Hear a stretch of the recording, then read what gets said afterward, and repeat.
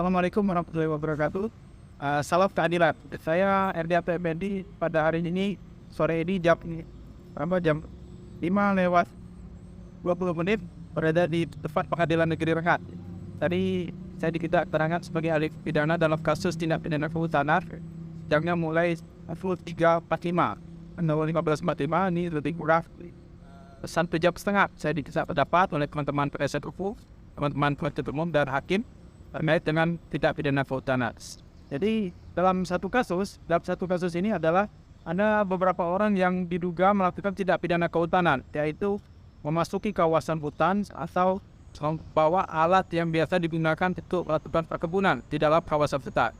Nah, untuk terpenuhinya tindak pidana ini, tentu saja harus jelas dulu apakah kawasan itu benar kawasan hutan atau tidak. Dan untuk menentukan kawasan hutan itu ditentukan dengan penetapan oleh menteri. Bukan lagi penunjukan, sebagaimana dalam putusan Mahkamah Konstitusi.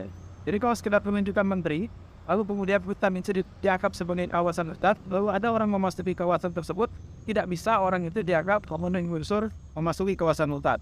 Nah, itu yang pertama, unsur terpenting pertama dalam tindak pidana kehutanan. Unsur terpenting yang kedua adalah bahwa harus terpenuhinya unsur kesengajaan atau unsur mens rea. Jadi kalau misalnya seorang yang mengolah hutan, memasuki kawasan hutan, berdasarkan surat yang dikeluarkan oleh kepala desa atau camat, atau apalagi kalau sertifikat, lalu kemudian terjadi tumpang tindih surat antara surat yang dimiliki oleh perusahaan yang diberikan kontensi menguasai hutan dengan surat yang dikuasai dan dimiliki oleh warga yang menggunakan atau memasuki kawasan hutan tersebut. Nah, ini artinya terjadi tumpang tindih atau sengketa secara keperdataan.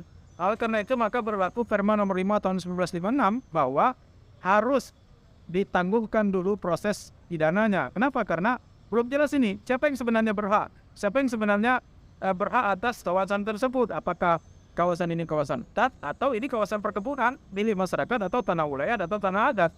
Nah, ini memang harus diperjelas supaya tidak terjadi penghukuman kepada orang yang tidak salah. Harus dibuktikan bahwa orang ini mengetahui bahwa kawasan tersebut benar kawasan hutan. Oleh karena itu maka mereka yang memiliki konsensi usaha sebagai pemegang konsensi usaha mereka harus memberi tanda-tanda. Kalau tidak ada tanda-tanda, misalnya larangan masuk pagar, lalu pada orang memasuki kawasan hutan tersebut, ya orang tak bisa dipersalahkan dong.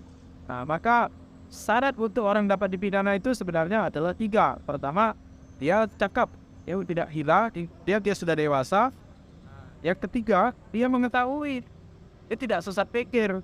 Jadi sesat pikir atau error faksi itu beda dengan error yuris ya. Kalau fiksi hukum itu menyatakan bahwa semua orang dianggap tahu tentang hukum. Jadi orang tidak berdalih bahwa saya nggak tahu ada aturan seperti itu. Tetapi kalau sesat tentang fakta, orang dapat dimaafkan. Jadi alasan pemaaf sehingga tidak dapat diminta tanpa pidana.